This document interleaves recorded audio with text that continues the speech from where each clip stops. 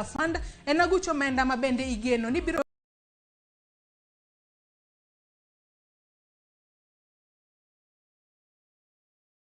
makare mabende inyalo yudo godo omenda makama. Makmana ni jogo mabende nyalo bedo kod gombo mar yudo omenda mar Hustler Fund, nyaka ibed jago mabende osechopo higni 18 kadhi malo. Nyaka ibed ni intiere kod opande mari manyiso ni in ja Kenya gadiera. Ka bende omenda makamano bende wach ni wenyalo wacho ni ohelni moko matindo tindo kaachiel kod riwruoge mag saga kaachiel kod mago chamas mopogore opogore mabende ji thoro bedo godo. Jokanyo duto manitiere e grube maket kod mano onego bed ni bedo kod opande maggi, to giduto gibedo higni 18 kodhi malo, eka ibiro bedo kata ubiro bedo kod nyalo mar yudo omenda no mar Hustler Fund. Ma en omenda mabende ibiro mi jo Kenya duto kapo nono ni ichopo dwaro duto mabende oket piny manyalo miyo in bende yudo omenda makamano. Omenda makamano kik weyi oko e kinde mabende jatend piny Kenya William Ruto biro sidho ayanga omenda makamano mar $50 billion mar Hustler Fund mabende biro sidho ayanga tarik 1 dwe mar 12 mano mahigani. Waket wang'wa wane kaka omenda makamano biro konyo jopiny e yore mopogore opogore mag dongruok, ahinya ahinya to hustlers kata jogo mabende yuto gi piny mabende sirikal manyien ni geto mar ting'o malo kata jiwo yuto margi.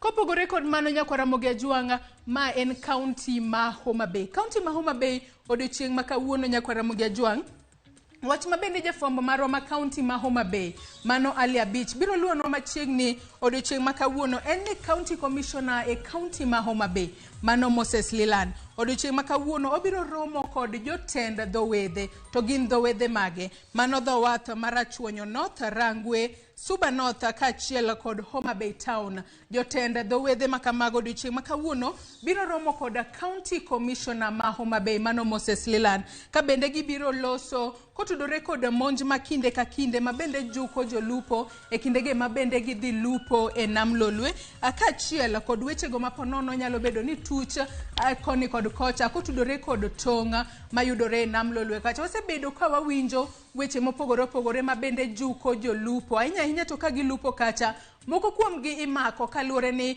iwacho ni gikalo tong' mag pige mag nam Lolwe mag Kenya kendo gidhi nyaka e pige mag nam Lolwe mag piny libamba ma Tanzania. Wach mabende osebedo ka keto ngima jolupo kama ng'aw. Emomiyo odiochieng' ma kawuono county commissioner e county ma Homa Bay Moses Lilan biro loso kata biro twaka kod jolupo kata jotend dhowedhe mayudore e county ma Homa Bay mar loso chenro makare mar neno kaka ngima jalupo kata ngima janam inyalo rite yo makare, ahinya to e kindego mabende gidhi lupo. Kowuok e county ma Homa Bay, nyakwa Ramogi Ajwang', ka wadhi mana mapiyo piyo e county ma Mombasa, to ang'o ma jafwambo marwa luonwa kawuono? E county ma Mombasa gino mabende luonwa machiegni kod jafwambo marwa George Oko en ni joyalo mag Jo-Islam odiochieng' ma kawuono biro bago romo mane county ma Mombasa mar twak ewi weche mag nyayo kwe e pacho ka. Nyakwa Ramogi Ajwang', mana kaka iseng'eyo, anok mar arito osebedo e gwenge mopogore opogore e pacho kae. Waseneno ka Jo-Kenya moko kata wechego mag kwe ok osebedo makare e pacho kae, momiyo oganda Jo-Salam kata Jo-Islam mabende yudore e county ma Mombasa odiochieng' ma kawuono gibiro bago chenro makamano mar neno yo makare mar lamo kata yalo kwe pacho kae, mar mondo mi Jo-Kenya odag kamoro achiel. Bed ni dak machiegni kod jago mabende en ja oganda dhot machielo, tinyalo dak kode makare e yor kwe mana kaka wadu kata mana kaka nyaminu moramora, kaluwore ni kwe e ber budho kendo kwe ema nyalo kelo dongruok makare e pacho kae.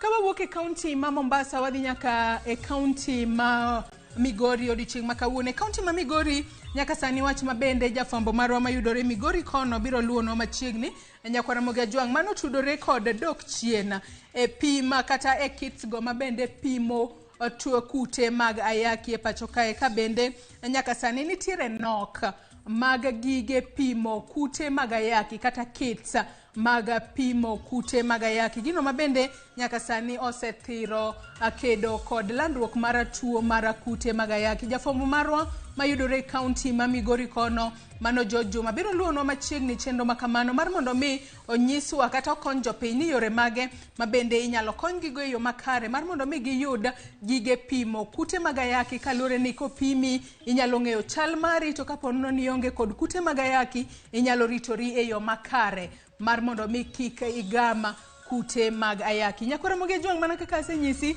nantiere mana kae mar nyisi moko kuom weche mabende jofwambo magwa luono odiochieng' ma kawuono. Weche to moko to podi thoth moko bende mabende ok anyisi chal mar fwambo gin weche mabende podi waluono odiochieng' ma kawuono to bende nyalo bedo koda geno ni biro neno weche makamago e weche manyien duto mag odiochieng' ma kawuono. Gikanye machopo godo e giko mar chal mar fwambo kinyi ma kawuono. Kata kamano atwaka podi koka dwa bedo twako odiochieng' ma kawuono abiro bago twaka kotudore kod medruok mag tuo kata mar tuo mar COVID-19 e pacho kae. Nyaka sani liekore ni nitiere tielo mar 7 mar COVID-19 manyalo bedo ni nyalo muoche pacho kae. In kaka japiny bi isebedo kiritori e yo makare kose oyo to ere kaka inyalo ritori mar mondo mi kik igama tuo mar COVID-19. Bed mana kae kalore ni tok yueyo matin abiro donjo kod twak.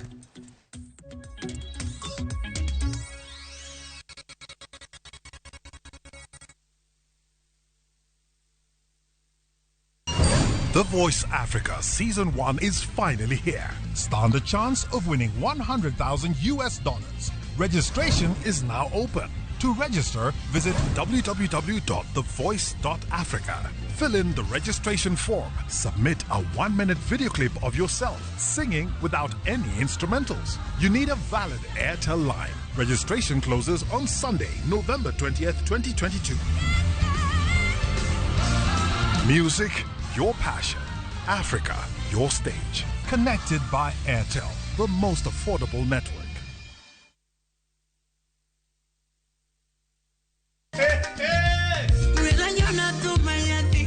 Ma en chenro mar usiku sako wachoro thum mar benga gi ohangla kabiro komakore ahero nyakoma ahero makata onge. Nyayudo e mbui mar Facebook, Instagram, Twitter @Ramogi TV #Ramogi Night. Indube idalawa kanyasoro dalawa mitmara tari owacho ni mitasali pekmeli watio mate kijoka nyana nyando atinyaka milambo.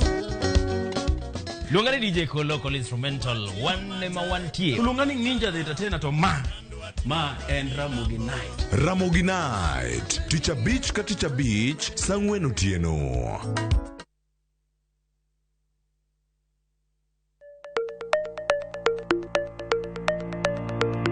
Luasi marohala osebedo kalokore. Keto mwandu bende osekao yore manyasani. To ginang'o manyaki ng'e kapok ichako hala. Kuonde mage minyalo kete mwandu.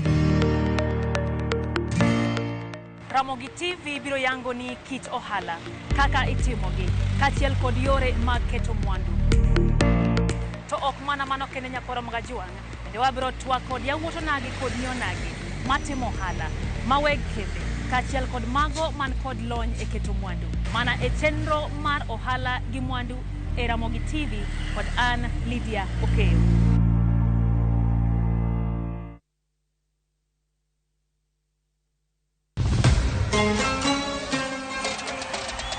Qatar. Piny Kingi, Sheikh Tamim Hamad Al Thani. Timbe 32 rakore ka wengegi giketo e okombe adhula mar nyadhi e piny mangima. World Cup. Obiro bedo tim mar Brazil, France, kose achiel kuom pinje Afrika. En mabiro kelo okombe no kuom thuolo mokwongo.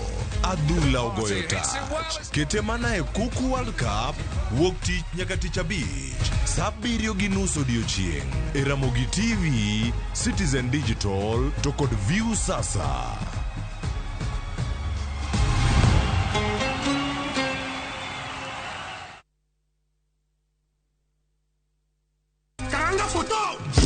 Machiegni nyakwa Ramogi Ajwang' e chenro mar ngoma owake. Wuok tich, wakelo ni ngolo manyien.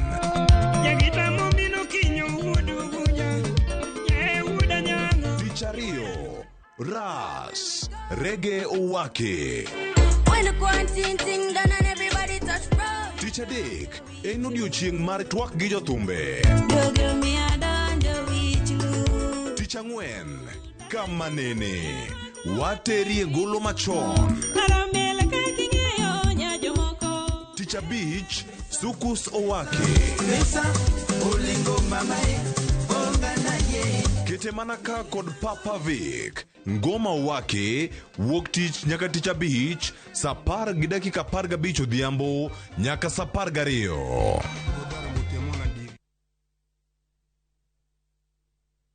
Welcome to Shabikila. Play Shabiki Virtuals on Shabiki.com for a chance to win huge cash prizes from low stakes. Jisetie stake na how much you want to win. Kuna penalty shootouts, defender and so many virtuals only on Shabiki.com. Shabikiland, the easiest virtuals in gaming. Not for persons under the age of 18. Betting can be addictive. Play responsibly. Shabiki.com is authorized and regulated by the BCLB license number 416.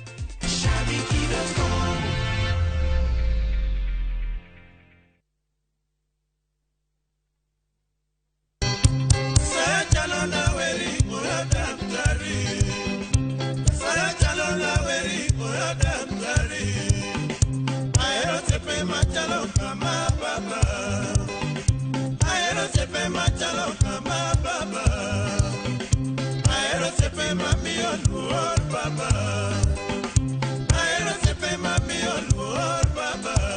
Dial *860*419# to get Oyo Daktari.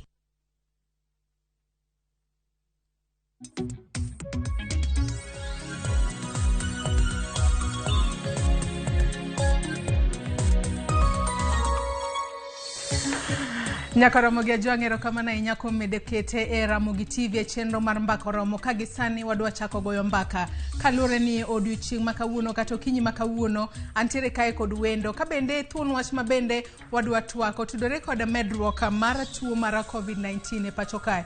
Parni tarika amano tarika 12 dwe mar adek higa mar 2020 ema piny Kenya noyango jago mokwongo mabende noyudo kod tuo mar COVID-19 e pacho kae. Chakre kanyo tuo makama kata tuo mar COVID-19 osebedo ka kere e kor gwenge mopogore opogore pacho kae. Kanyaka sani kwana jogo duto mabende oseyudi kod tuo mar COVID-19 e pacho kae Roma kata gin ji 340,468 mano en kalure kod lipot mabende wuok ka migao mar thieth lipot mabende ne gigolo ayanga odiochieng' manyoro. Parni migao mar thieth e pacho kae bende e kinde mokadho chien ne oketo piny okenge mopogore opogore mabende ne geng'o gamo tuo mar COVID-19 mano moriwo nyaka okang' mabende noket kanyo mabende ne kumo wuodhe kowuok e kaunti machielo nyaka kaunti machielo bende noket kanyo thuolo mabende ji ne nyalo bedo godo oko. Nitiere kuonde moko mabende noyang ni olori kaluore kaka yore mag geng'o gamo kata kerruok mar tuo mar COVID-19. Kata kamano tok ka tuo makamano ne landruok mare osedok piny e pacho kae migao mar thieth kendo nokawo okang' makende mar kelo fungruok ne jopiny. Nitiere moko kuom chike mabende ne ombek tol kalure ni nowach no kochuno ni rwaka buog rombe ka nitiere kuonde mopogore opogore bende no se yaw kuonde mopogore opogore kanyaka sani bende wuodhe no se yaw thuolo inyalo dhi e kaunti moro amora midwaro kiero tinyalo wuok e pacho kae kidhi nyaka pinje maoko kalure ni kwan mar jogo mane gamo tuo mar COVID-19 pile ka pile nodok chien. Kata kamano nyaka sani kalure kod migao nogo mar thieth kwano sechako medore. Ang'o matimore pacho kae? Nyalo bedo ni golo oko chike moko ema medo kwana mag tuo mar COVID-19 e pacho kae kosa ang'o matimore? Mane wach mabende wadwa twak okinyi makawuono to kan kenda mar mondo mi wabeda kod twak maket kod mai. Antiere kod Professor Sam Otoi. Professor Sam Otoi en jalonya e wechego mag tuoche mabende kere kata infectious disease modeling expert. Ka bende wadwa bedo kode kod twak mong'ith mar mondo mi waneni en ang'o matimore to en okenge mage minyalo med keti mar mondo mi tuo makamae kik med kere ahinya e pacho kae. Machiegni ahinya Professor Sam Otoi. Erokamano. Yes. Erokamano ahinya kuom chopo e studio mar okinyi makawuono. Ang'e ni bore Nairobi ka okinyi makawuono nyidho nitiere lakini temi chopo.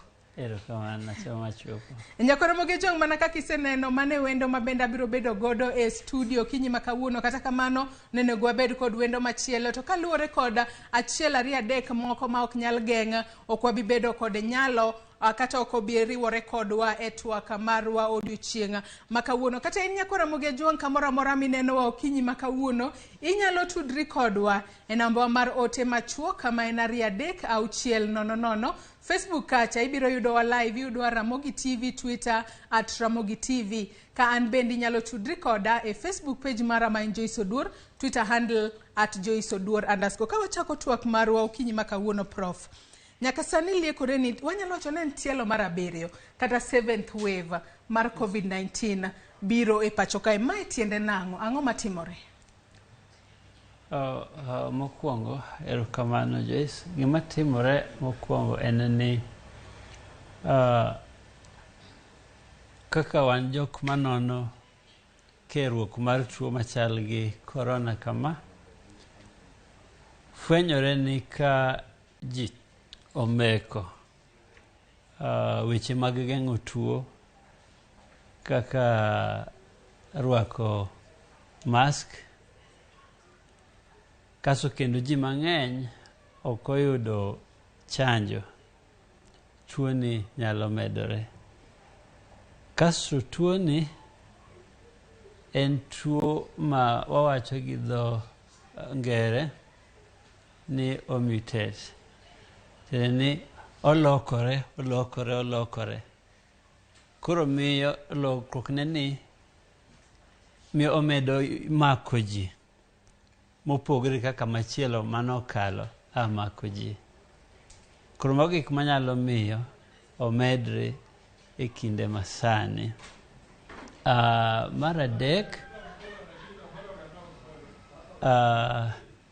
atiyo bwo komiti miluongo ni Lake Region Economic Bloc COVID-19 Advisory Committee. Wasefwenyo Lake Region kanyo ni mana kaka tuoche mamoko mag homa, tuo ni nyalo bedo ni tuo ma kinde moko mobire gi kinde moko maonge. Waluongo mano ni seasonality gi dho ngere. E yorwa mar goyo kwano e weche machal kama, wasefwenye ni en tuo man gi kindene. Kasto i kindene no be en gi ndalo ma okawo e kinde no kasto kendo olal. Koro mano gima ne wasefwenyo e yor science mwalo LREB, Lake Region Economic Bloc. To kinde ka kinde wang'eyo ni kapo nono kata wanyalo wacho ni en kido machielo mar COVID-19 kata wave machielo mar tuo ni mar COVID-19 kobiro. To kinde ka kinde waneno ka moro biro kod wanyalo wacho ni ranyisi mopogore, kata obiro kod wanyalo wacho ni obiro kod kido mare ma yore maponono nyalo bedo ni opogore gi machielo mosebedo. Ka wang'iyo koro ponono ni tielo mar 7 ma nyaka sani waseneno ka medruok mare nyalo biro e pacho kae. Maendi bende nyalo biro kod kido moko mopogore ma jopiny onego bed ni ng'eyo. Kaluwore gi gik ma waseneno kod gik ma wasesomo, tuo mabiro mar 7 ni en e kido mar Omicron XBB. Mana kaka Delta ne chalo, ohinyo ji kabisa komako ng'ato, to pogruok ne gi Delta cha ni ok ochunre nyaka ifuol ka in kode kaka moro cha ne chalo. Kaso kendo okawo ndalo machuok kabisa kodonjo kuomi, mondo mi ohinyi okawo ndalo machuok kabisa. Mondo iyue ma kute mag tugo donje oboyi kawo seche matin, mopogore gi kido mamoko mosekalo ka. Kasto nikech en e kido mar Omicron, kido mar Omicron okere mapiyo kabisa kendo mako ji mapiyo kabisa. Koro ma miyo ka tuo ni obiro to onyalo hinyo ji kabisa ka ji ok okawo weche miwacho mondo ti godo. To nyaka sani iwacho ni nisebedo kitiyo machiegni ahinya kod jogo mabende kata itiyo kod counties mano Lake Region Economic Block. To bende nyaka sani waneno ka migawo mar thieth e pacho kae nyaka mago mana kata mag counties magwa. Chike mayando ket pinya mageng'o gamo tuo mar COVID-19 rwaka bug rombe tinde ji ok rwaki. Logo mano wach ni kumora mora miloge kata bedo ni kinde mathoth kinde mokwongo ji wacho ni walogo to kwa chiem to kata kamano wach ni logo no ine makonyi nyaka ilog gi sabun kalore ni obiro konyi mar mondo mi kik igam tuo mar COVID-19 tiyo kod sanitizer. Weche makamagi ne ogolo oko. Mano bende nyaka sani nyalo keto jompiny kama chalo nade koso nego bed ni duokogi mar mondo mi tuo makama. Iwacho ni sani ma en kido mar Omicron XBB. Okay, gima timore aparo ni ji ema winjo weche gimopogore. Sirikal nowacho ni ni ok ochunre nyaka ji rwak abuog rombe public oko kuonde ma ji nitiere. Mano ok owacho ni kik orwake kabisa.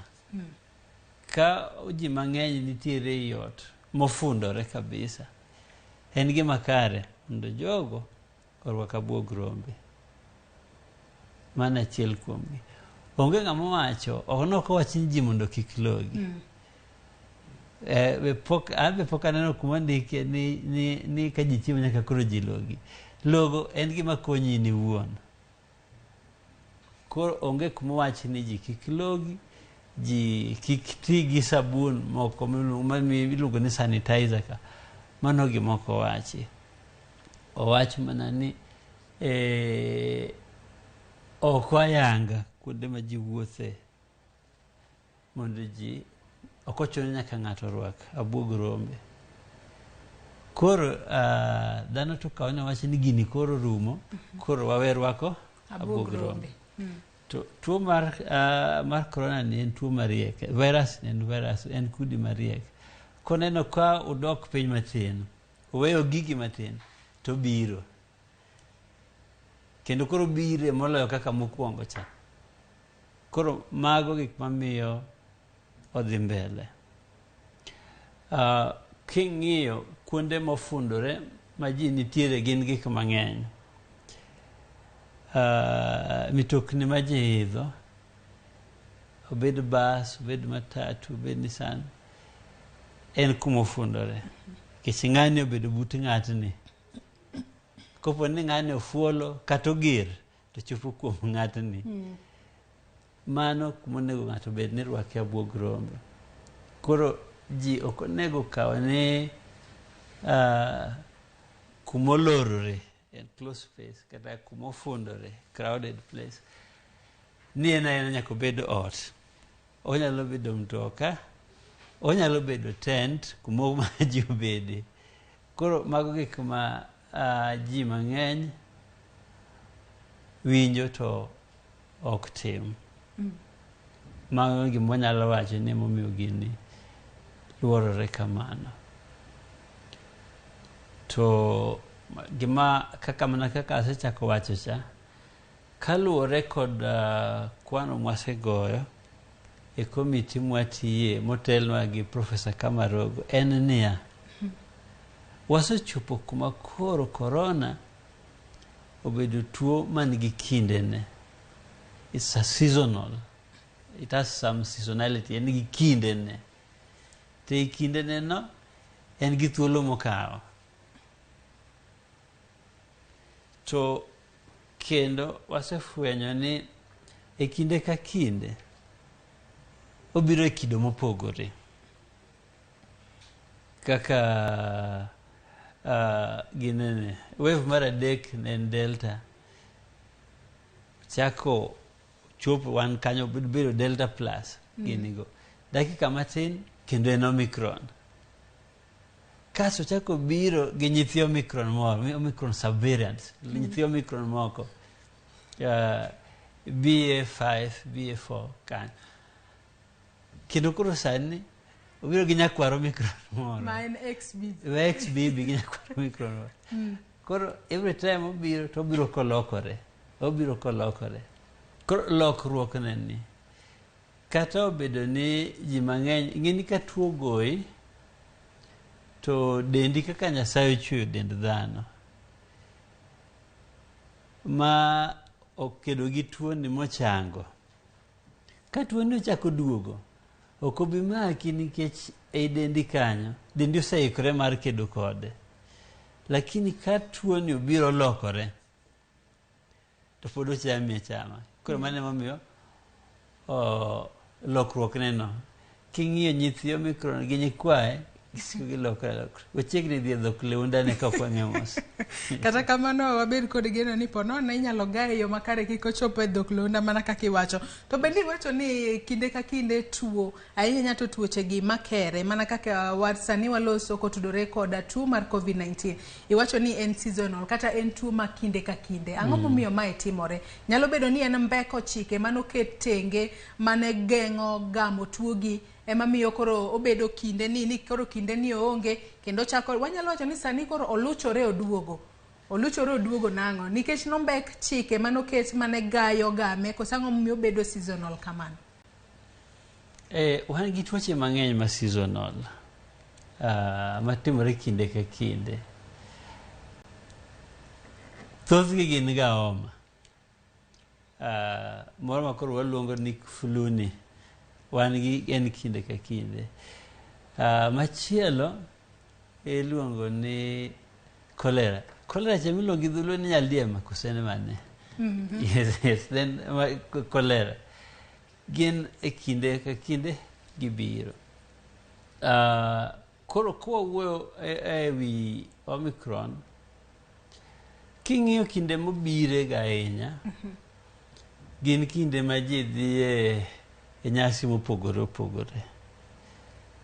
Wave mar 6 manokalo ni notimore dwe mar 4, chak dwe mar 4 kanyo, kodhi adhiya nyaka dwe mar 6 kanyo, kasto rumo tok dwe mar 6. E kinde no, mokwongo ndalo skul olor. Mar ariyo, nitiere sherehe mar Easter. Kaso ndalogo, bende nitiere koth jachwega e Kenjwa kae dwe mar 4. Kinyalo paro ndalo mane Safari Rally gini, dwe mar 4 koth jachwega kabisa. Kaso kuma koro wachiko e Christmas, skunde iloro, ji mang'eny wuotho kaya kuonde ma gidhiye, ka gidhi kuonde moko mondo gitim sherehe. Kaso sherehe go luongo ji mang'eny, kadha giwuok kuonde mopogore opogore, gia kuonde mopogore opogore. Mago gik mamiyo gini medore. Koro mago weche mag ngima mag dhano, weche social factors mamiyo gik machal kamano, tuono nyalo medore e kinde ka kinde. Koro king'iyo kinde mar Easter en gima nuore. Kichak ing'iyo kinde mar Christmas en gima nuore. Timbe ji e kindego chalre. Timbe ji e kinde mamoko bende chalre.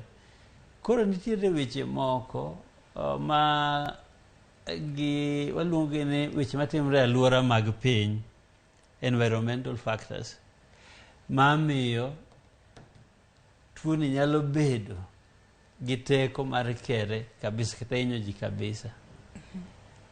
Mokwongo en koyo.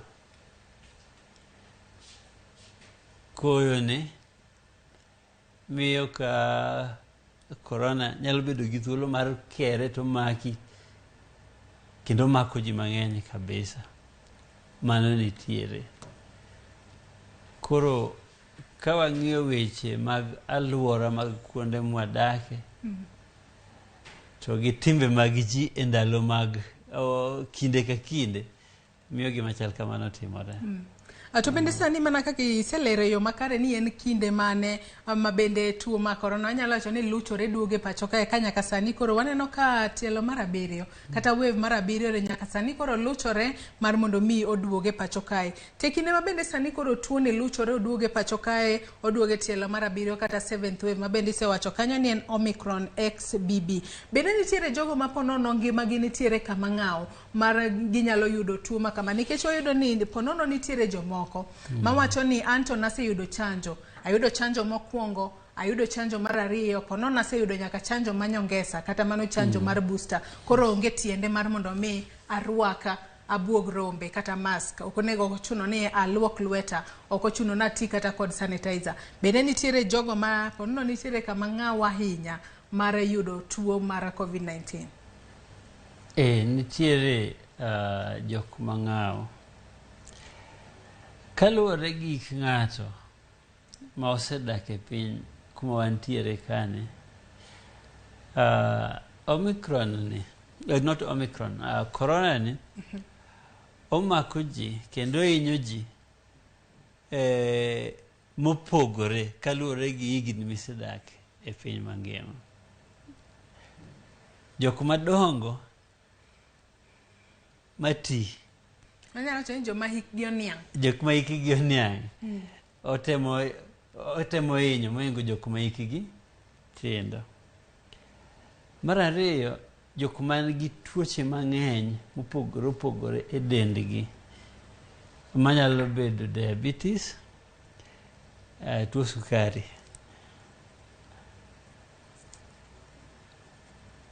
manyalo bedo kata kansa ma wach kane,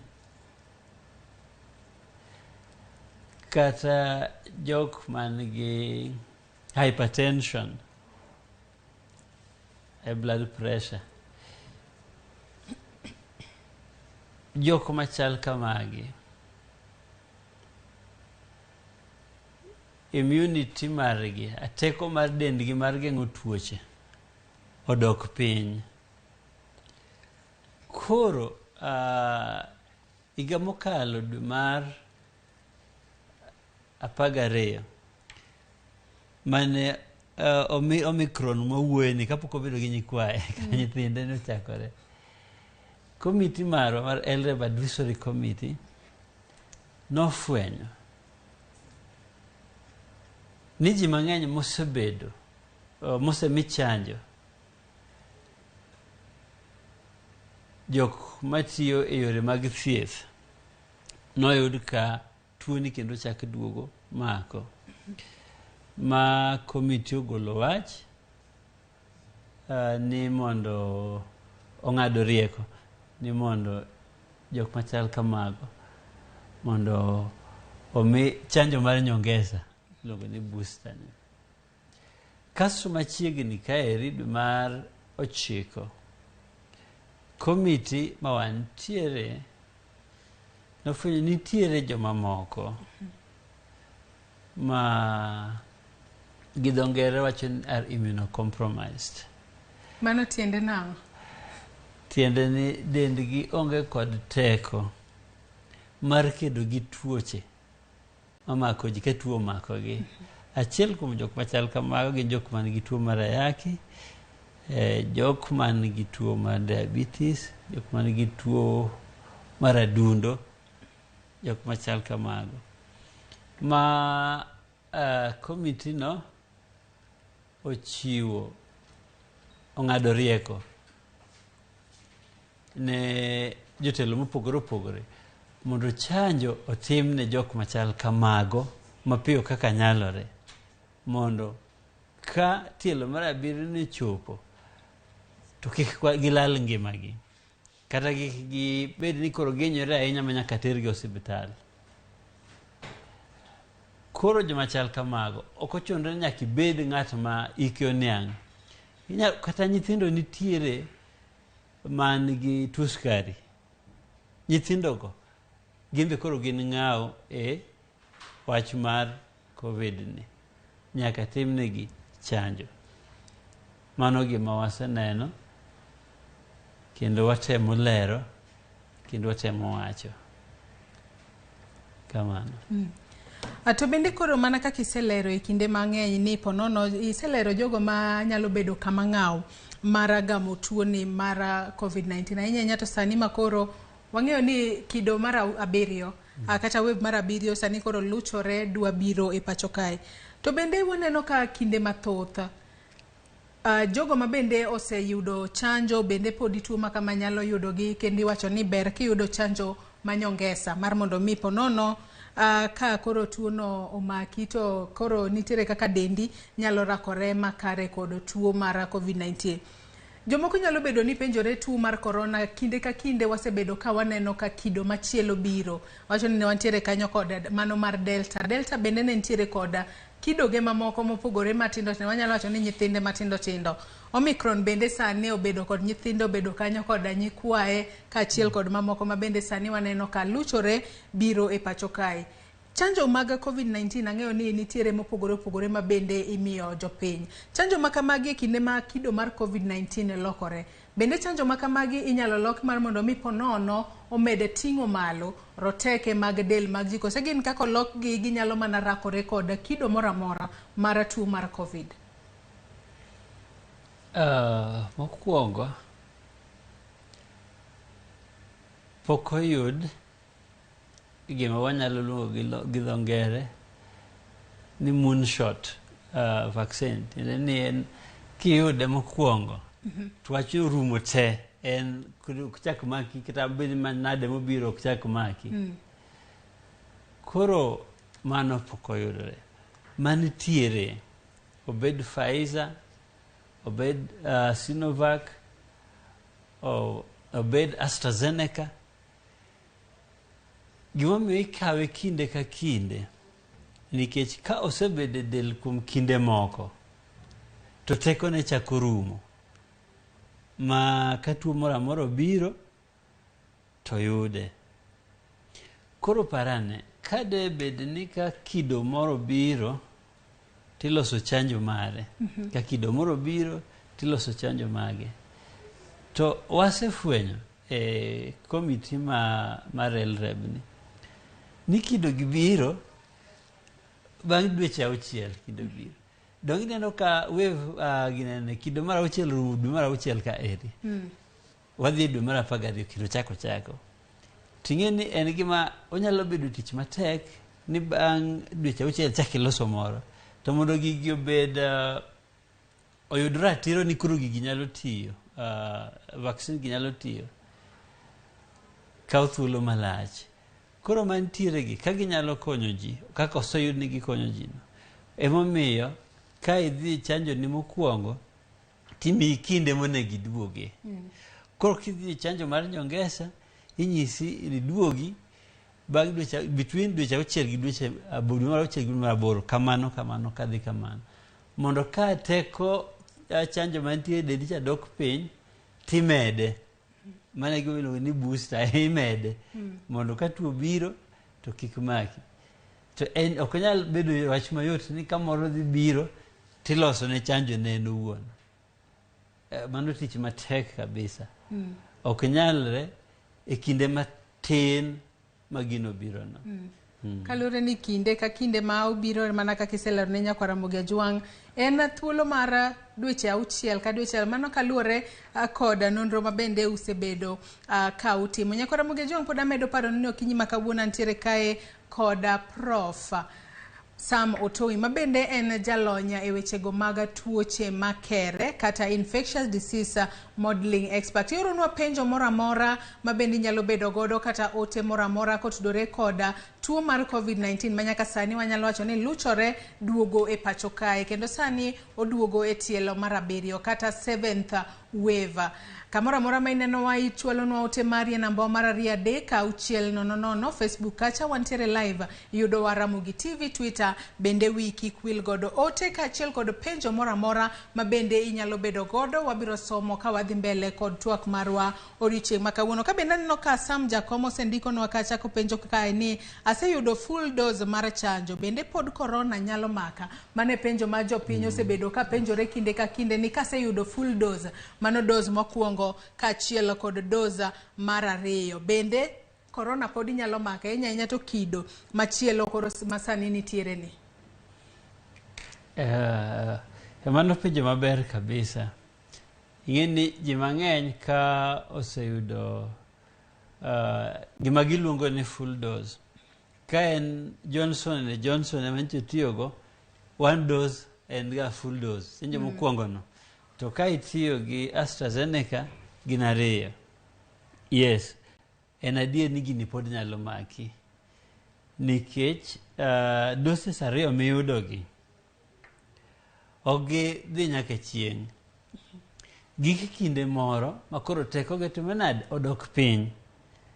Emomiyo idwa ni mondo ng'ato kaw booster mondo ka teko gini, seche ma teko gini dhi dok piny, mondo chako medi bed gi teko kopo ni tuo ni chako duogo to ok maki. Asewacho ni dwe mar 12 higa mokalo ne wayudo LREB committee kaeri ni nyaka jok matiyo e weche mag thieth mano oseyudo doses ariyo ni tuo ni ochako mako. Ma komiti ong'ado rieko ni mondo omigi booster shots kapok omi joma moko, nikech gine ma gitiyo gi jotuo pile ka pile. Mano nyiso ni kata iseyudo ariyo pod onyalo maki. Kinde ni kochopo mar yudo booster tiyudi. Gima bende timore ma ok ber ni nitiere boosters gi e gwengewa, osiptende ma e gwengewa. Seche moko ndalo gi ochopo ma gidhi expire, ji oling'a. Koro ka kido moro biro, ka ji dhi to yudo ka kigeza ni chuse expire. Ma koro ok nyal tiyo. To mano bende ma ekela e penjo na moro, nikech kata ka luwore kod lipot mawuok migawo mar thieth. Nyaka sani chanjo ma bende osechiw e pacho kae magin 22,717,119. Mago chanjo duto ma bende osechiw e pacho kae. To ka wang'iyo jogo ma bende oseyudo dose mag booster, mano jogo ma oseyudo dose mokwongo, dose mar ariyo, to nego bende giyudo dose mar booster. Gin mana ji 1,655,655. Kwan mapiny ahinya kipimo kod jogo duto ma bende oseyudo chanjo mar COVID-19. Ang'o miyo ji ok dwa dhi yudo chanjo ni mar booster? Nyalo bedo ni ji koro bedo piny wacho ni adonge corona noserumo. Nosewach ni koro irwaka bug rombe kihero, inyalo wuotho kumoro amora midwaro, koro corona oserumo. Ang'o matimore? Gima timore kaluwore kaka kit ji ma wang'eyo piny wadakie ni, kata mana testing ma ng'ato dhi mondo pime wach corona ni, ji mang'eny dhi pim ka gituo. Ok ni wacho ni aparo ni onego adhi, gidhi pim ka gitimre nade, ka gituo. Ponono ka wiye bare moro matin kamae kaso wiye bare moko nyalo bedo ot. Ka en wich ba mo nyalo bedo go ni we ang'e ka kina chiew. Kopo ni kinyo chiew marach, orucha pande chi koko tame, koko dhi ni mondo opime ane, ong'e gima time.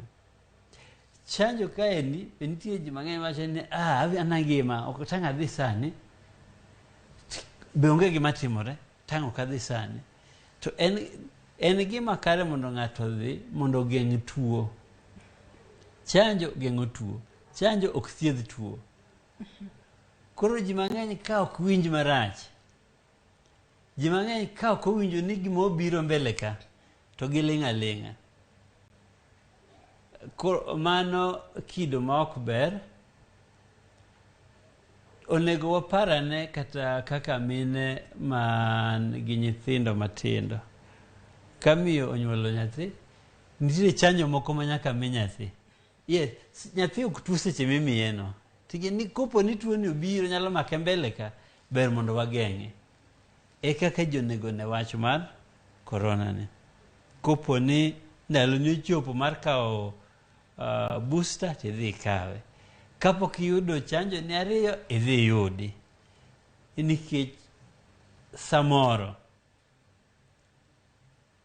kaka dhok leonda Omicron, nyakwar Omicron miluongo ni XBB ni, kaka iwache ni onyalo hingo Delta, to nuneno kaka Delta onego ji ma kuonde moko ne sanduku ok yudre.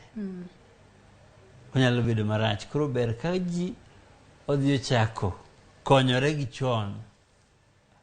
Ok warit nyaka weche bed maricho koka ji manyo kony.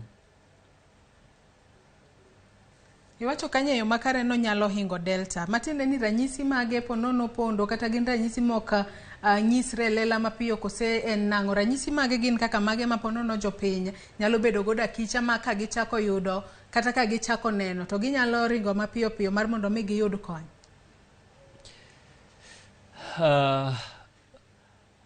Okochunore nyaka ifuol. To ka dendi jony, iwinjo ka dendi jony, iwinjo ka kichiemo to ndhadhu onge chiemo ni. Kati ionge appetite. Ionge appetite. Seche moko ok inyal ng'weyo gimoro, loss of smell. Iwinjo ka dendi ojony ajonya. Onego idhi e pim. Nikech kao kinde matin kabisa mondo kido mar XBB ni yae umi kumi yweyo kata dhogi mondo ringi nyaka e oboi kocha. To kosechopo e obo, to dakika matin inya par ni ng'ato pok obedo matuo ahinya to tho. Koro omiyo yweyo tami kinde miyude, yweyo tami dakika matin moingo kinde ma Delta nitiere. Ng'e Delta komaki ne nyalo kawo kata 2 weeks mondo yweyo tami. Sani mae nyalo kawo less than 1 week kapok juma achiel rumo yweyo osechako tami. Koro ka ng'ato owinjo ka dhoge rach ok owinj kodwaro chiemo, kotemo ng'we gik moko bende ok owinj konyalo ng'weyo gimoro kanyo, kaso dende jonya jonya. Seche moko nyalo bedo gi fever, dende bedo bedo maliet. Ber mondo ng'ano odhi opime. Ing'e ni kopimi chon inyalo konyi chon. Manga koro iteri e od thieth kimanyo ni kitanda kuma inyalo lasie.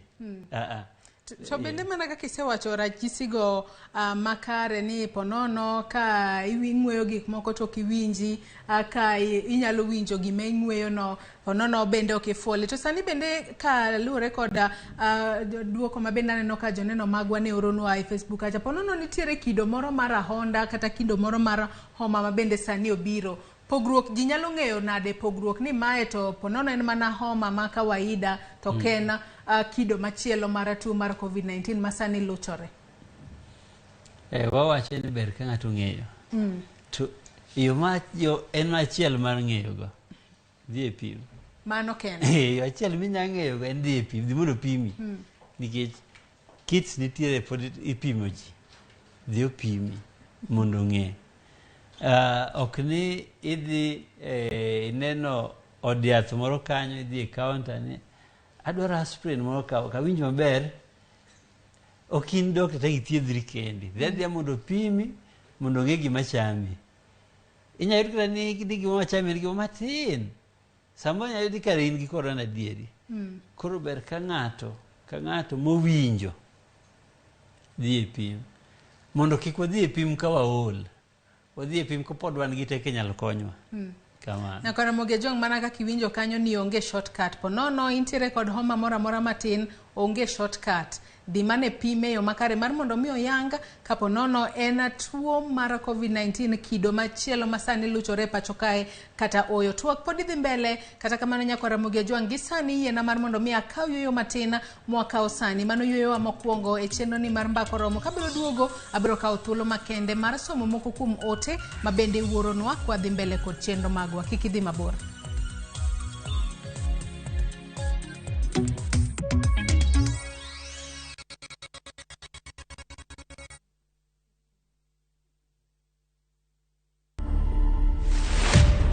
Mimi naitwa Gitonga Mukonji. 35 years, yes, ni mtu young lakini bado ni jamaa amejipanga. Mzee alikuwa dereva tu wa bus. Mimi ndio kijana ambayo watu wa Manyata waliona watanipea nafasi. Tumetoka constituency ile iko na the biggest population. Ukitaka vizuri kwa siasa usipotelee watu wako. Na ningetaka kuambia vijana wengi ujisukume, ujitume mpaka ile wakati maneno itaingiana. To watch this story and more, download the Citizen Digital app today. Citizen Digital. Welcome to Shabekila. Play Shabeki Virtuals on Shabeki.com for a chance to win huge cash prizes from low stakes. Jisetie stake na how much you want to win. Kuna penalty shootouts, defender and so many virtuals only on Shabeki.com. Shabekiland, the easiest virtuals in gaming. Not for persons under the age of 18. Betting can be addictive. Play responsibly. Shabeki.com is authorized and regulated by the BCLB license number 416. Shabeki.com.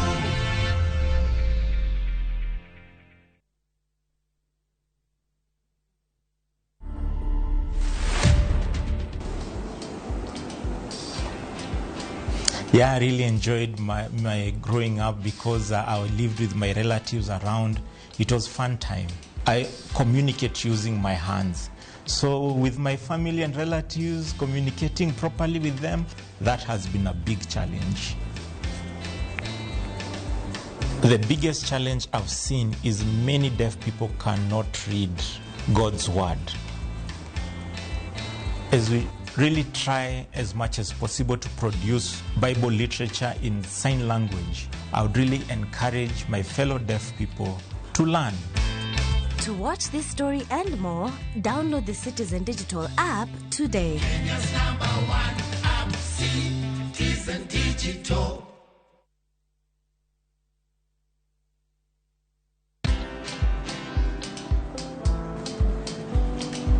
Chal nade? Chal ka gimi kaka ng'iyo sim gi pacha te? Kiki hum ahinya. En mana ni asebedo e story ahinya. Mana kaka rally manyochacha ne chal ka gima ne an kanyo kane otimo. Kendo kane iyawo chiro manyien ne chal ka gima ne an kanyo. Sama ne imiyo welo mapacho ka nengo mogonyore nam chumbi ne antie. In bende inyalo bedo e story kamora mora. Download mana Citizen Digital. Bed iyo ng'ala manyime, iweche manyien, ka gituch, kod gik mamoko, ka gitimore kweno pugre pachoka, kod pinje ma oko. Download Citizen Digital. Citizen Digital.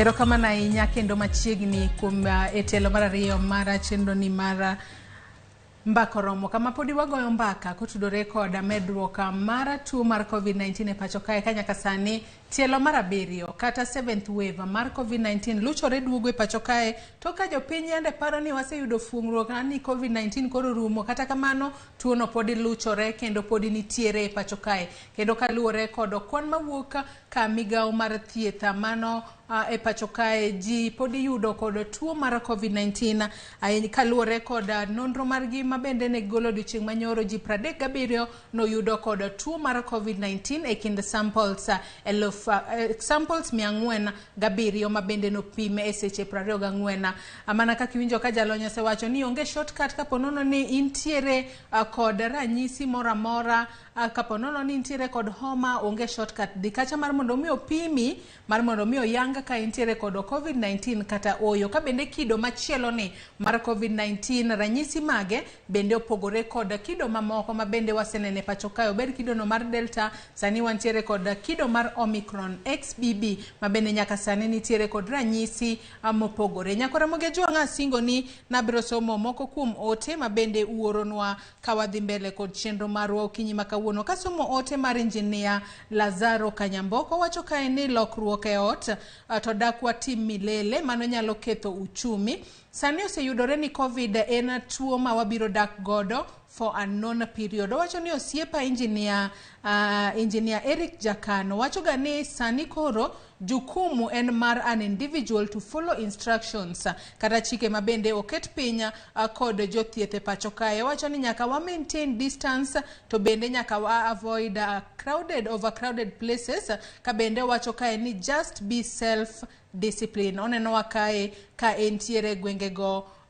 Kato kamano ngiso ni en engineer Lazaro Kanyamboka mara Kariobangi Jamaguye. Med mana orunwa ote magi nyako Ramogi Ajwang kokalo nyaka e namba mar ote machuo kamara 36000 kachiel kod Facebook, YouTube kama wantiere live. Okinyi makawuono wabiro somo ote kata penjo mora ma intiere godo kawadhi mbele kod twak marwa kapodi antiere kae kod Professor Sam Otoi mabende en jalonya e wechego mag thieth kawatwaka kotudore kod tuo mara COVID-19. Nyaka sani kodhi mbele kod twak marwa Profa. Iwacho ni itiyo kod migauno mara Elreba, mano mara advisory committee nyanya to ewi tuo mara COVID-19. Ka wang'iyo counties magwa, wang'eyo ni tuo mara COVID-19 nothoro muoche pacho kae e higa mar 2020. Ka wang'iyo counties magwa nyanya to mago mabende yudore e aluora mar Nam Lolwe, bende gisegoyo okang' makare mar kedo kod tuo ni mar COVID-19 makata sani ponono ni koro kido mar 7 ni obiro mokere ahinya pacho kae modiyo ji ahinya maponono jomoko nego bedni itero e ICU kacha. Bende counties magwa oikore makare mar rakruok kod tuo makama. Kama en adieri ni counties magwa oikore. Mokwongo kane governors magwa 14 obedo piny mochako COVID-19 Advisory Committee, tich mano mi this committee mokwongo ne en ni mondo ging'iane yore minyalo geng'go medruok mar tuoni. To kane pok Delta obiro, ne wasetiyo gi formula marwa mar kwano ma watiyo godo mwalo kono mawayudo ni Delta biro. Komiti ni nobedo piny owacho ni okay, wanona ne uru utwa mag thieth mwalo ka bende gin gi ikruok moromo ma ka tuo ni obiro to ok biyud ni jok moko koro ninde korido mar osiptal, ji koro nindo onge kata kaka inyalo konygi. Mano ne watimo ma wayudo yom moko mane nitiere. Achiel kuomgi oxygen ne onge e kindego. Jotich mag thieth bende ne tin ndalogo. Chanjo bende ne tin ndalogo. Pimruok, kits, gik mane ipimogo ji bende ne tin ndalogo. Koro ka komiti nodhi ochako romo gi governors giyisogi gik ma oyudore. Governors magwa ma e pinje mamwalo nogeng'o yomgo ma oxygen obede, gikelo oxygen ka ng'ato tuo tinyalo ka muya rumone tinyalo miye weche mag oxygen. Ji noriwore e riwruok moko ma ok mag sirikal gi mag sirikal ma giwacho ni koro nyaka wa ng'i ni ji mang'eny oyudo chanjo. Kawuono mwawuoyo kodi ni ji te mantiere Elreb moseyudo chanjo gin 40%. E Kenya mangima nationally en 36%. Tiende ni ji mang'eny mwalwa kocha oseyudo chanjo moingo jok moseyude e Kenya mangima. Mano ikruok makare ma osetimore kaluwore gi tudruok e kind migepe mag sirikal gi mago maok mag sirikal. Koro wan kod ikruok. mar timo kamano. Nyaka wabed gi ikruok makare, nikech king'iyo Lake Region Economic Block, wan gi border gi Uganda, border chiegni 2, kendo wan gi border gi Tanganyika. Tuoche moko mawuok mopogore opogore oko mar Kenya ka, nyaka wabed gi ikruok mar ng'eyogi kendo geng'ogi. Ma omiyo LREB committee to gi jok mamoko osebedo gi ikruok mar ng'eyo ni ji adi ma kawuono oyudo tuo kae. Kaso kendo wabedo gi yo mar keto gigi e mbui, ma ka ng'ato samoro tuo goyo Kisii, otere osiptal Kisii, kata gin ji 50 gin osiptal Kisii, wan gi teko mar ng'eyo ni jok makama ni Kisii Teaching and Referral Hospital gin e ICU, kata gidhi thieth to gidok. Mago ikruok ma wan godo sani mwalo kanyo. To magi kuma ji mang'eny ok ong'eyo, nikech ok wan gi ikruok machal kama. To mana kaka isewacho ni ne uneno ka kido mar Delta biro, kido ni mar Omicron na XBB bende nuseneno nobiro, to kendo bende koro useponono medo goyo okang' mar rakruok kode yo makare koso? Kenya ka osebedo gi kido 7. Onge mapok waneno ka biro. Wan gi formula mar kwano ma ka wagoyo to waneno ni gini biro biro ndalo makama. Kasto waketo mipango mar bedo kod ikruok makare mondo kochopo to warakore kode kaka idware. Koro kata mano waseneno gite. Onego wach, onego joman mwalo LREB marwa ong'e ni wan kod teko mar ng'eyo tuoche te corona tielo ka tielo mabiro, wan gi teko mar, kendo waseng'eyo gite chakne gichakre nyaka kawuono. Science marwa ber, koro ok ane manyalo tamo wang'eyo kabiro. Ne under the book committee ne wabedo piny ma wanono, wang'iyo, waloso kwano maber ma ka ng'ato mwatemo ng'iyo ni to bende gini nyalo nyisowa kupo ni corona ni biro kata dweche 2 kapok otimore. Kwa medo go kwano ni kabisa, ema wafwenyo ni gini en gi kindene. Kendo gini e gi ndalo moko manyako kawo. Komako ng'ato wanyalo ndalo modhi kawo kama kaso kendo olal.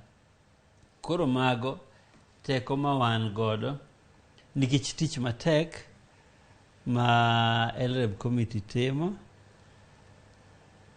nikech bende waluongo jok ma nyalo bedo ni nigi nonro maber moingowa e weche ma wakia, to puonjowa e wechego mondo wamed konyo jopiny kod ikruok makare. To bende odiochieng' manyoro ne waneno ka Director General mar wechego mag thieth Dr. Patrick Amoth en bende ne oloso kotudore kod tuo mar COVID-19 e pacho ka. Wawinja ne mondi kaka noloso odiochieng' manyoro mar mondo mi eka wadhi mbele kod twak marwa.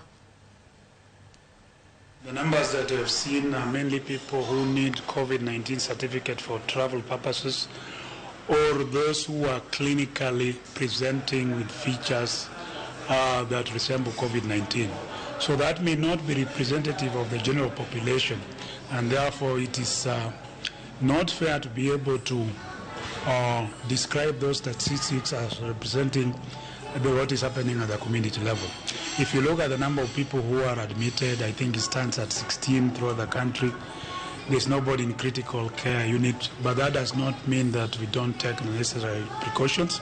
And of course, vaccines have been available from early this year. And we urge those who have not been vaccinated to report to healthcare facilities and to get their vaccines so that they are protected.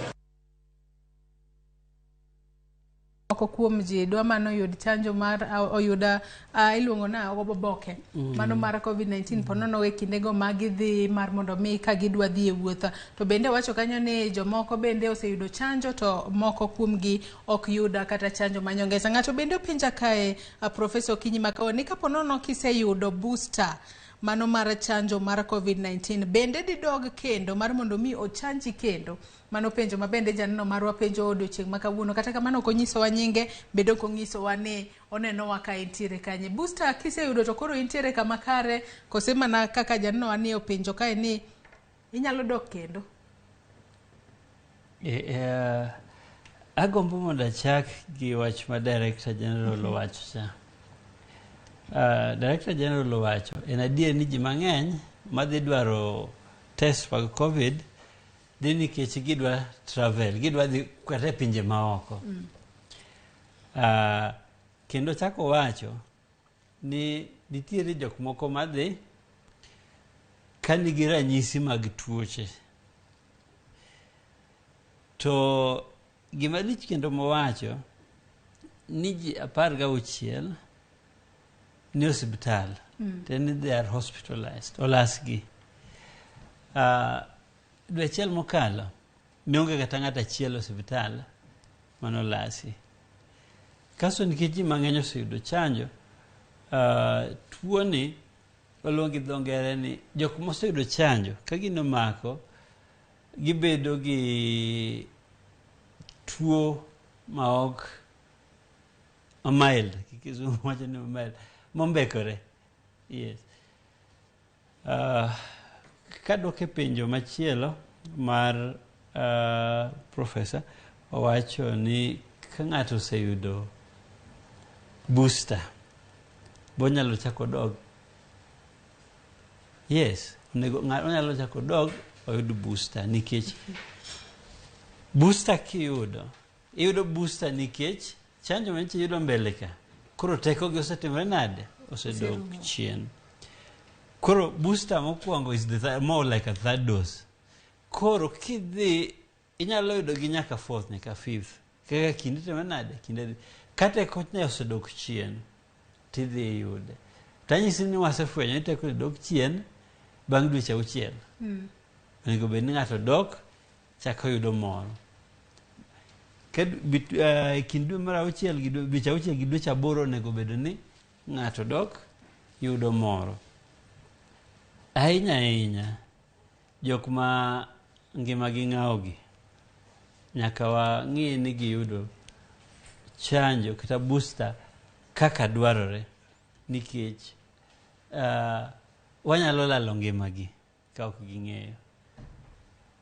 Ka idhi kata kuom jok ma Director General owacho ni ji 16 manindo hospital go, kata ng'ato dhi hospital kuma ginindeno mondo ong'i ane kaka gichalo kata ngima gi kacha. Inyalo ni mokwongo moko kuomgi nigi diabetes, moko kuomgi nigi tuoche moko mopogore opogore mopondo ei dendgi. Joma chal kamago kadine bed ni gikawo doses 2 kaso gichak giyudo booster, thuolo margi mar mondo gichak olas gi hospital tin kabisa.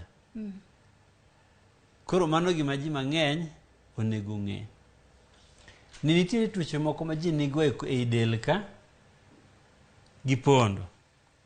Ng'ato nigi tuo skari, okawo insulin, odhi adhiya kamano. Ng'ama chal kamano onego bed ni koseyudo doses mokwongo 2 gi odogo oyud booster. Ka booster norumo chako oyud booster, ka booster norumo chako oyud booster, mondo kik tergi hospital ka gituo. Koro gidwa ni mondo olasgi.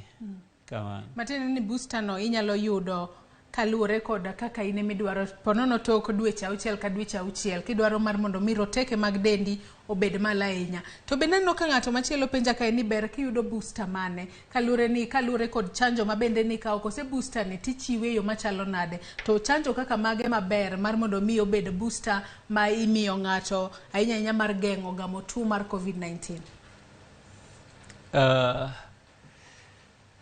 Science wacho ni ka ng'ato noyudo AstraZeneca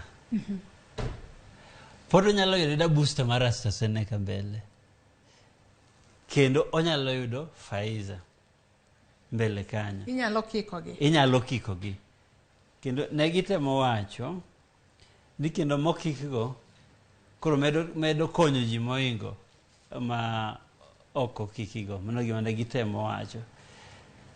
To booster moro amora miyudo pod nyalo konyo. To kiko bende onge rach. Miyudo no mondo itigo mantiere no. Onge tiende mondo wawewe booster moro expire nikech idwaro machielo maonge. Nitiere ndalo moko mane ji mang'eny ne dwaro Johnson & Johnson. Koro kodhi nikech ichwa ji chiel rumo. Koro ka Johnson ogeta dhi ne abudugo ka entie to korumo. Ka bende ka medo sobo moko kuom ote ma bende aneno ka joneno magwa medo oronwa kokalo e namba mar 2 3 abro mana somo ote matin ahinya ka bende akelo nyakwar sama wacho no winjowa e yo makare oneno chenro mar mbako romo ka entiere Kisumu wacho na mosna otoi nyathiwa akene nyathiu kata kamano ote machielo mar kae awacho kae ni ne aseyudo chanjo te nyaka booster vaccine ka bande wacho kae ni bade korka chama e goke manochuo sandan osebedo karame koro dweche 5 wacho ni inyalo konye yo machalo nade kaluore ni wacho ni en otieno ka bende neno wa yo makare ka entiere gwengo mag Kawangware penyo machielo kae asepenje yo makare ka bende wacho kae nochuoya vaccine man kod short expiry mano Johnson & Johnson kod booster bende koro vaccine ose expire denda yawa koso wacho nango vaccine makamano kose magi mana weche maji wani nochuoya vaccine mantiere kod short expiry Johnson & Johnson kod booster bende koro vaccine ose expire dende yawa koro odhi mako owacho ni magi wacho ni magi manego wangi kosango matimore.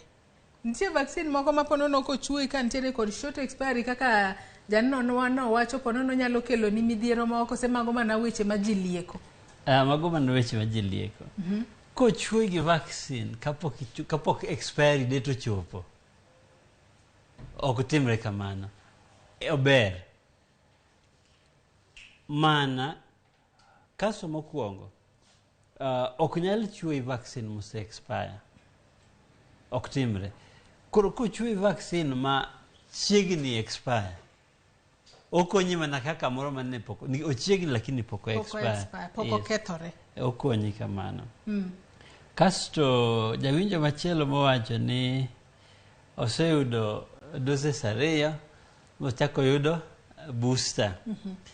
Kasto en gi pain at the injection site.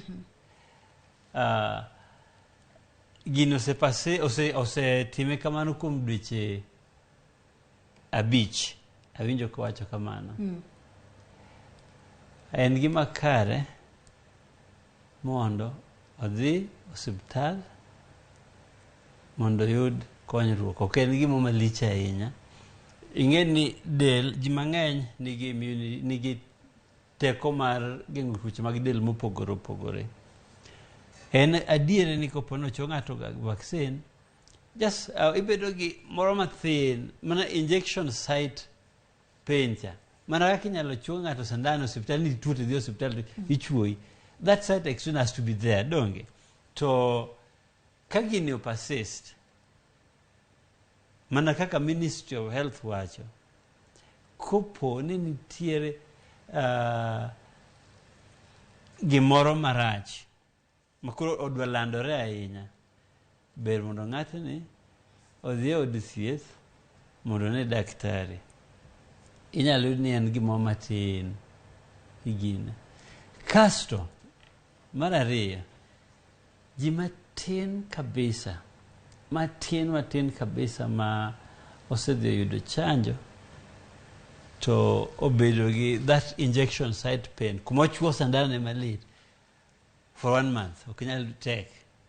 En gima mana kaka ichuoyi sandan pile pile kituo cha to change kaka gino timore ma ochwalore no, koro dwaro mondo ng'ato ne odhi omany kaka inyalo tere od thieth mondo thiedhe.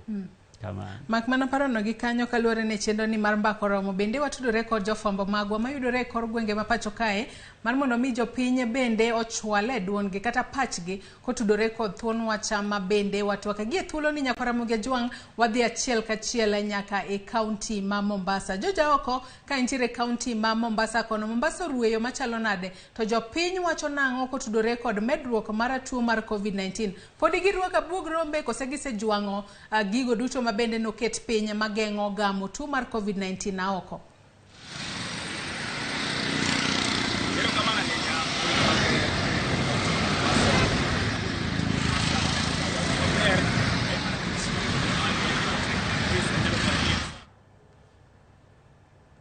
Nyakora Ramogi Jwang wagoyo mos ahinya kuom ng'ikruok e yor tudruok ma bende wabedo godo kanyo kod jafwambo marwa Joja oko ka intiere kaunti ma Mombasa. Kata kamano podi waloso tudruok e yo makare kaito wabiro tudore kode mar mondo mi joneno ma kata jopiny e kaunti ma Mombasa mar mondo mi gin bende gichwale pachgi kotudore kod thuon wach ma bende watwake okinyi makawuono ka bende podi antiere kae kod Professor Sama Otoi ma bende watwak godo okinyi makawuono. Weyiena mar mondo mi wadog kende kaunti ma Mombasa waseloso wechego mag tudruok oko kinyalo winja e yo makare kora geno ni weche mag tudruok koro nitiere e yo makare. Inyalo mana nyiswa ni jopiny Mombasa kono podi ruaka buog rombe podi giluwo chike mageng'o gamo tuo mar COVID-19 kosang'o matimore oko.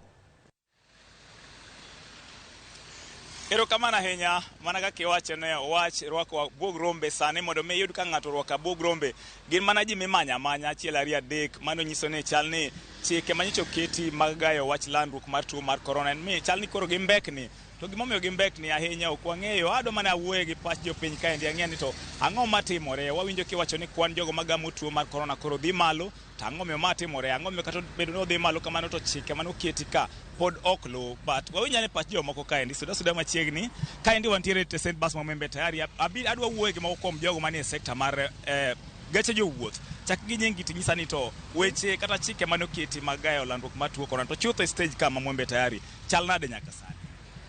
Kuom nyinga iluonga ni Victor Piata. Kuom sani e chal ma wiji owil gi chike mano ket mag tuo mar corona. Kuom sani e onge ng'ama luwo okenge go kata achiel nikech kata mana jowuoth madhi safar onge ng'ama nyalo winjo kata ka nyalo penjo ni ere pi mar logo to diere mana tuo no nantiere ni yudo ka pi nantiere bas kendo chike nantie mana onge ng'ama nyalo donjo e gari koko logo kata ok orwako mask. Sani do dak ne ng'ama orwako mask mar ariyo be dak yud kata ka ng'ato penjo ni ere pi mar logo wich chal mano wil go matin to aneno kilande sani chal ka gima oduogo ochako landre manyien. Un kaka jogo mantiere e St. Bas kata jogo madil gi gache mag jowuoth ang'o miyo kange makamagi nojwang' nikech wang'e ni mokwongo kane idonje e bas iyudo ka nitiere sanitizer ne nitiere kanyo kata pige logo niketo ka ng'ato pok odonje bas ang'o miyo weg gache gi nojwang'o gik makamagi. Gimomiyo nagijwang'o ni nyalo yudo ka pi niketo e dhot sama ji nadonje e gari nwachuno gi to nagilogo ga koro nochopo sama kata waketo pi e dhot kanyo onge joma logo be ok inyal chuno go ng'ato mondo logi emomiyo koro nogol pige go. Ala mar ariyo be nantiere sanitizer ma ng'ato ka donje gari tiketo ne lwete to kungo ywe kamae e kodonje gari koro sanitizer go nwayiengo ga e dhond gari tiyudo ka ji donja mobudha kanyo ma nyakurum kende koro chal ka gima nombekni matin ma wiji owil go.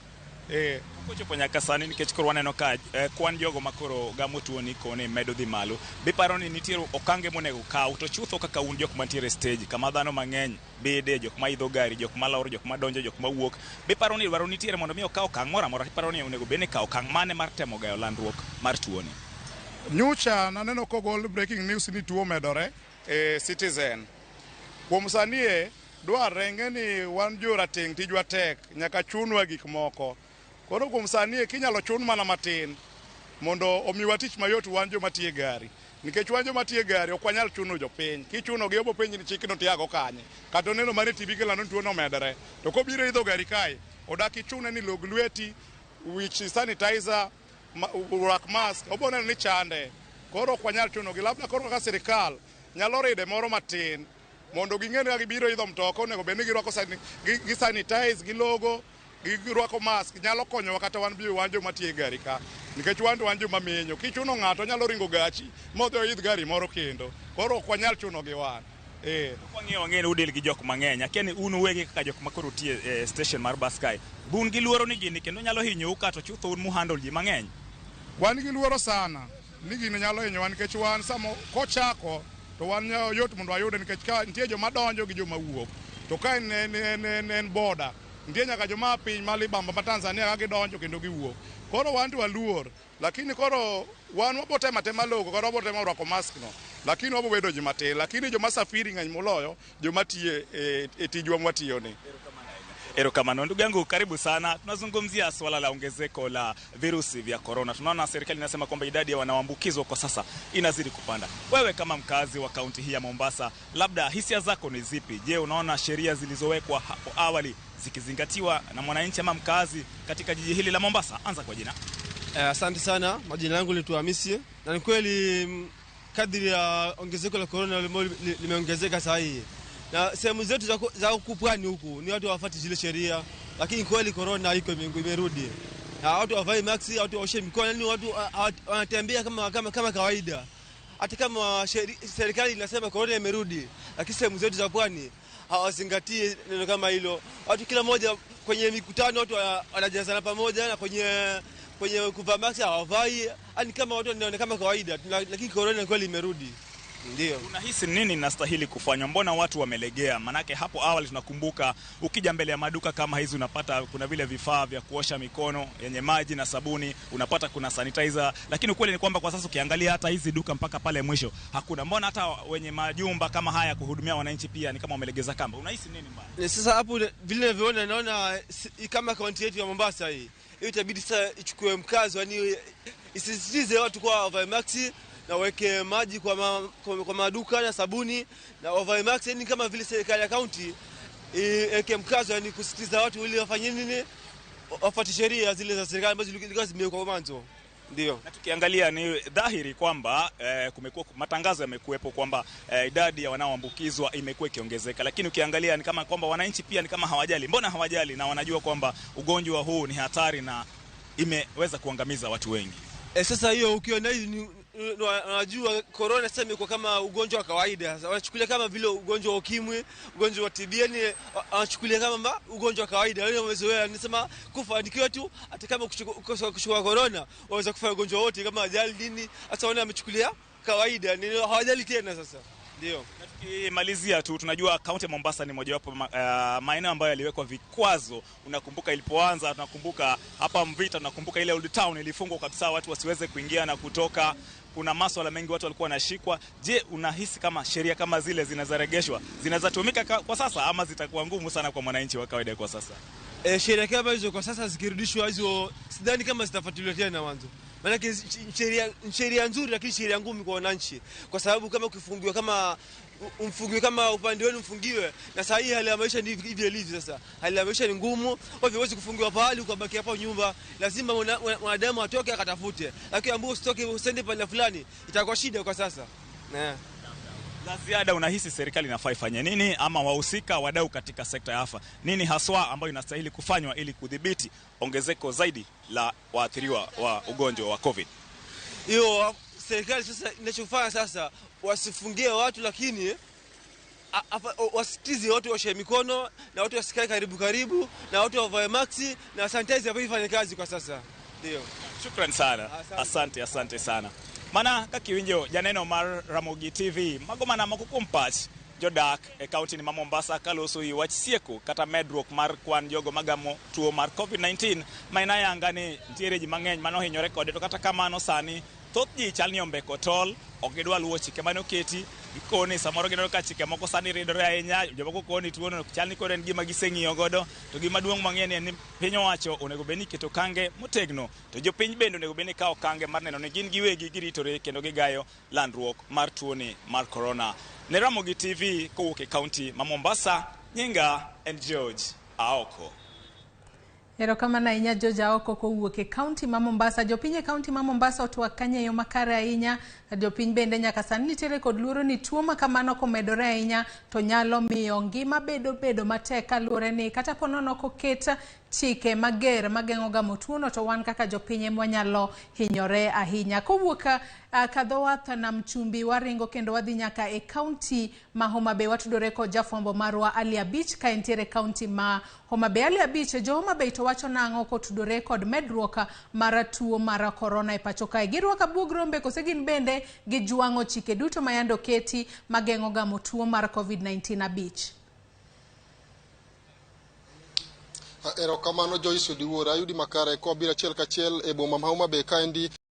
Wachono endo en adier ni tuo mar COVID-19 medore kendo kaka jolony e sekta mar thieth osebedo ka chiwo report mar landruok mar kute mag COVID-19. Joyce, Homa Bay County kaendi anyalo wacho ni chike go mana sirkal oketo kata mana piny owacho keto mondo mi jopiny olurego e konyo duoko piny landruok tuo no endo. Sani koro thoth oganda ok lurego, ineno ka chon mane tuno donjo neno ka kuonde mopogore opogore okete kuonde go eko ma iloge lwedo, neno ka ji ne wuotho kod sanitizer ofuke gi, ji ne rwako mask kata bugo rombe umge, to nyaka sani kiwuotho e kuonde mopogore opogore Homa Bay County kaendi iyudo ka chendo osedok e wang'e kendo jopiny buono chike go eko kamoting'o rwako bugo rombe kaachiel kod luoko lwedo sa ka sa, mana kaka ne migawo mar thieth kaachiel kod mar arita kwe ne dwaro mondo ji otim e luwo chike ma kamago eko. An ka kod moko kuom jopiny kaachiel kod jolony e sekta mar thieth e Homa Bay County kama wadago loso go matin kaluwore kod twak ma wan go ka kuonde manade go kata osiptende